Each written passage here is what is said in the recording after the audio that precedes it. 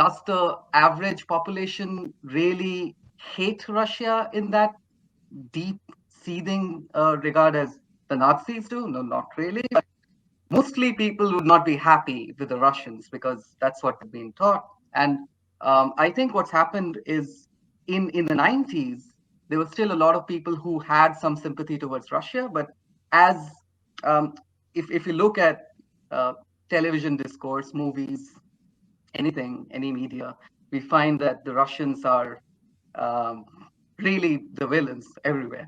So if you grow up in an era where the young people come across the Russians as the bad people, and the EU and the euro is now where it is, and it's now a monolithic world in which the Americans are dictating everything. In that case, would you ally yourself with the Russians? And then you will see that your country has some hero symbols who had fought the Russians. Um, what was the SS? Yeah, nobody really needs to dig into it. How many people really dig into which divisions and which commanders did what, who was which country? Because if you actually look into the war crimes, it's quite clear that even the people who joined the SS battalions from the Ukrainian side, they too indulged in some of those crimes. So they don't really get into the nuances of all of this. Some of the worst ones, actually. Do people hear me? Mm-hmm.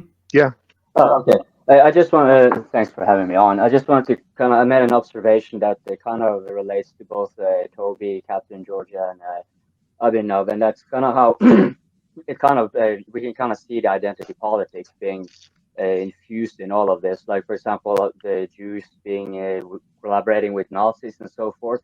But kind of dismissing as if Jews cannot be opportunistic itself, in the same way as Obama being the first black president, with the incarceration of African Americans increased with his, and so on and so on. And then, as Abhinav kind of, I would say, astutely pointed out, you can have all these ideologies and dogmas going about. These are mostly used to sway the majority, but when it boils down to the realpolitik of it all, you can see like, oh yeah, ideological enemies, we can still have, we're supposed to not be on the same team, but we can help you. Like, and here we have, Victoria Nuland and Zelensky, he, what does it even mean being Jewish? What does it mean being Ukrainian or Slav? This becomes incredibly diffused very quickly, but we see the propaganda from both sides, of course, in all directions, tend to be kind of playing on these age-old concepts.